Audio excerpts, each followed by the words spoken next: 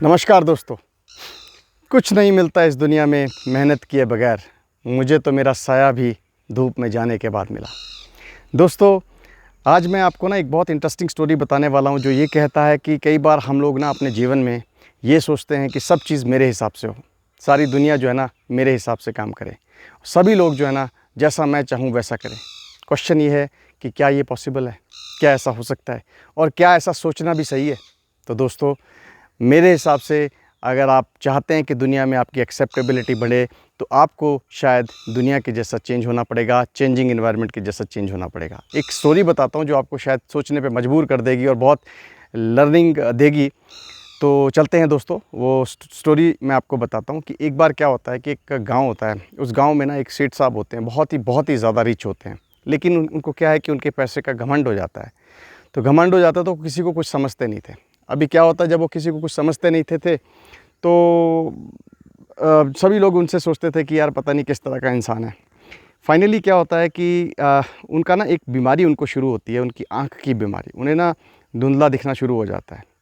तो वो बड़े परेशान होते हैं, लेकिन कहते हैं कि चलो कोई बात नहीं, ठीक हो जाएगा। अपने लोकल गाँव के वैद्य को दिखाते हैं। वैद्य उसे जो है कुछ दवाई देता है, लेकिन वो जो है ना प्रॉब्लम ठीक नहीं होती है और प्रॉब्लम बढ़ती जाती है। अब आँख की जो प्रॉब्लम है उनकी इतनी बढ़ जाती है कि एक स्टेज ऐसी आती है कि उन्हें दिखना बिल्कुल बंद हो जाता है।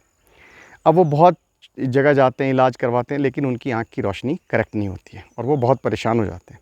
अब पैसा बहुत ज़्यादा था, तो उन्होंने क्या कहा, अपने परिवार वालों को बोला कि तुम जो मर्ज़ी करो, मुझे मेरी आँख की रोशनी वापस चाहिए। जैसे मर्ज़ी करो, आप दुनिया के सबसे अच्छे डॉक्टर को दिखाओ। तो वो क्या करते हैं कि अमेरिका चले जाते हैं। अमेरिका जाते हैं तो वहाँ एक बहुत बड़ा डॉक्टर होता है, जो दुनिया का नंबर 1 डॉक्टर होता है आँखों का। वो पूरे उनके टेस्ट करता है, सब कुछ करता है, और फाइनली ये कंक्लूड करता है कि उनकी पुतली में ना पीछे एक छोटा सा इन्फेक्शन है। वो इन्फेक्शन किसी को पता नहीं लग रहा था। अगर उस इन्फेक्शन को ठीक कर दिया जाए तो इनकी आंखें ठीक होगी, लेकिन उसके साथ एक काम और करना पड़ेगा। तो वो सेठ साहब को बुलाते हैं, उसकी फैमिली को बुलाते हैं, उसे कहते हैं कि देखो, तुम्हारी आंखों की रोशनी तो मैं ठीक कर दूंगा, लेकिन इसको सस्टेन रखने के लिए, इसको बिल्कुल कंटिन्यू रखने के लिए आपको एक काम करना पड़ेगा। ये एक बहुत रेयर सी बीमारी है। आपको जो है ना हर चीज़ हरी देखने पड़ेगी, और अगर आप हरा नहीं देखेंगे तो शायद ये दवाई भी काम ना कर पाए। आपको सब चीज़ें हरी देखनी है। अब कम से कम इतनी उसे उम्मीद मिलती है सेठ को। वो कहता है कोई बात नहीं, कम से कम मुझे दिखेगा तो सही। तो अब वो सब लोग वापस आ जाते हैं, अपने घर में जाते हैं। तो सेठ साहब क्या करते हैं, वो कहते हैं कि भैया मेरे यहाँ पे ना बागीचे में सारी चीज़ें हरी हरी लगा दो, सब कुछ, पेड़ भी हरे कर दो, सब कुछ हरा हरा कर दो, फूल भी हरे लगाओ, सब कुछ। तो पूरा का पूरा बागीचा हरा कर देते हैं, और सुबह से शाम तक ना वो जो सेठ साहब है वहीं बैठे रहते हैं, देखते रहते हैं, हरा हरा सब कुछ देखते रहते हैं। एक दिन गुजरता है, 10 दिन गुजरते हैं, महीना गुजर जाता है, लेकिन सेठ साहब जो है ना बोर हो जाते हैं। बोलते हैं अब भाई मेरा तो काम धंधा सब चौपट हो गया, मैं क्या करूं, कितना मैं हरे में बैठूं। उनको ना एक आइडिया आता है। घर वाले बोलते हैं, उनके साथ बैठते हैं, वो घर वालों के साथ डिस्कस करता है। तो घर वाले कहते हैं कि चलो एक काम करते हैं, घर की हर चीज़ हरी कर देते हैं, ठीक है, कम से कम आप काम तो कर सकोगे। तो बर्तनों से लेकर, घर के दीवार से लेकर, बेड से लेकर, चादर से लेकर, पर्दों से लेकर, हर चीज़ जो है ना वो हरी कर देते हैं। क्यों करते हैं? कि भैया इसका इलाज हो जाए और ये ठीक हो जाए, ठीक है। अब सारा घर जो है हल हरा हो जाता है, अंदर बाहर बागीचा सब चीज़ हरी हो जाती है ना। तो फाइनली क्या होता है कि सेठ का काम थोड़ा बहुत चलने लगता है, सेठ भी ठीक हो मतलब ओवरऑल इम्प्रूवमेंट आती है। अब क्या होता है कि उनके घर में ना एक रिश्तेदार आता है बहुत दूर से, बट बहुत समझदार और बहुत लर्नेड वो आदमी था। तो आता है, तो आने के बाद जब वो घर के अंदर आता है तो देखता है यार ये तो सेठ साहब की गाड़ी भी हरी है, बगीचा भी हरा है, घर की दीवार भी हरी है, हर चीज़ हरी है, ऐसा क्यों? बड़ा सोचता है, लेकिन जब वो उनके पास आता है, नमस्ते नमस्ते करता है, सबसे मिलता है, सेठ जी को बोलता है कि सेठ जी मुझे एक चीज़ बताओ, आपको हुआ क्या, ये सब चीज़ें आपने हरी कर दी?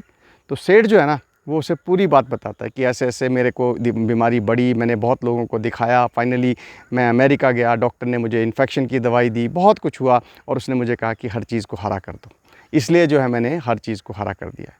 तो वो जो समझदार इंसान होता है ना, वो थोड़ा सा मुस्कुराता है और कहता है यार इतनी सी बात थी और आपने ये सब इतना बड़ा काम कर दिया, इसका तो सॉल्यूशन मेरे पास है। अभी क्या, परिवार वाले भी बैठे होते हैं और सेठ साहब भी बैठे होते हैं, उनको ना बहुत गुस्सा सा आता है कि यार ये तो हमें कह रहा है कि मैं बड़ा मूर्ख इंसान हूँ या कुछ इस तरह से। तो वो बड़ा गुस्सा करते हैं, बोलते हैं ऐसा नहीं कहो, पर चलो कोई बात नहीं, तुम बताओ ऐसा क्या किया जा सकता था कि जो इतनी सारी चीज़ें जो है हरी नहीं करते तो मुझे दिखता कैसे? जानते हैं आप क्या कहा उस समझदार इंसान ने? बहुत सिंपल सी चीज़ कही, उसने कहा कि मैं ना इसका इलाज 100 रुपये में कर सकता था। अरे, सब लोग अचंभित हो जाते हैं कि यहाँ लाखों खर्च दिए और ये बात कर रहा है कि 100 रुपये में इलाज कर देता। तो दोस्तों, उससे पूछा उन्होंने कि ऐसा क्या करते तुम।